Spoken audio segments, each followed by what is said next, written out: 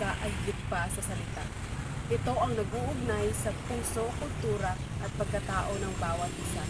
Dito nagsisimula ang pagkakaintindihan, pagkakaisa at pag-asa. Halina't makinig sa mga kahalagahan ng wika. Kumusta, Jillian? Ano ang iyong iniisip? Ano ba talaga ang halagahan ng edukasyon? Mahalaga ang edukasyon dahil ito ang nagbibigay sa atin ng kasanayan, disiplina at pagmamahal sa pag-aaral. Salamat. Gusto kong matuto pa at magtagumpay sa pag-aaral. Magandang desisyon yan, Jillian. Huwag kang mag-atubiling humingi sa akin ng tulong pag kailangan mo. Sige, una na ako ha. Lolo, may gusto po sana akong malaman. Ano yun na po? Paano po ba mapapanatili ang kultura? Ituro ang wika, kasaysayan at tradisyon sa mga kabataan. Mag-umpisa ng mga aktibidad kagaya ng festival at pagdiriwang. Salamat po, gusto ko pong tumulong. Mabuti naman at may mga kabataan na kagaya mo na namamahal sa ating kultura.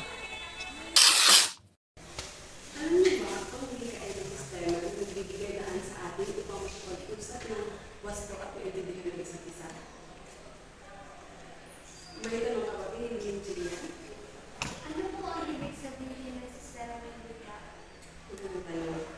Magandang tanong, Binibining Jillian.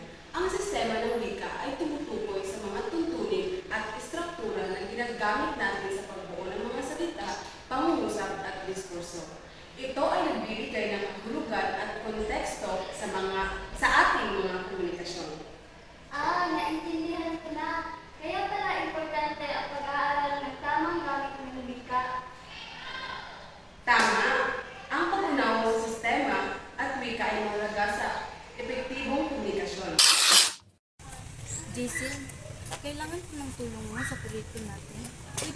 Pwede ba kitang makausap mo dito? Oo naman, ano ba ang problema? Hindi ko alam kung paano sisimulan ang pagdidisenyo ng layout. Pwede mo ba akong tulungan? Oo, pwede. Ano ba ang gusto mong maging layout? Gusto ko itong maging makulay at akit-akit. Okay. Pwede natin gamitin ang mga kulay na gusto mo at magdagdag ng mga larawan. Salamat, Jason. Malaki ang tulong mo sa akin. Walang anuman, Nancy. Magtutulungan tayo para sa ating proyekto.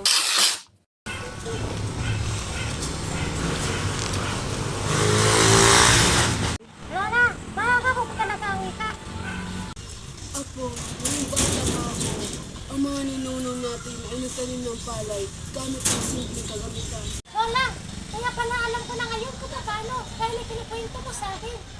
Oo, dahil sa wika, naibabasa ko sa iyo ang namana ko. Alam niyo, kapag ginagamit ko ang Filipino, mas nakikilala ko kung sino ako. Tama, dahil ang wika ay nagsisilbing daan para ipakita natin ang ating kultura. Kapag nawawala ang wika, parang nawawala rin ang bahagi ng ating pagkatao. Kaya't mahalaga ang wika, ito ang daan ng ating identidad bilang Pilipino. Mahal ko ang ating wika dahil dito ko na ipapahayag ang aking damdamin. Sa wika rin natin na ipapakita ang respeto at pagmamahal sa kapwa. Kapag pinapahalagahan natin ang wika, pinapahalagahan natin ang ating kultura. Ang tunay na pagmamahal sa bayan nagsisimula sa pagmamahal sa sariling wika. Sa huli, ang wika ay hindi lamang dayuhan ng salita, kundi ilaw na gumagabay sa ating kultura, sa ating pagkakaisa at sa ating pagkakakilanlan bilang isang bayan.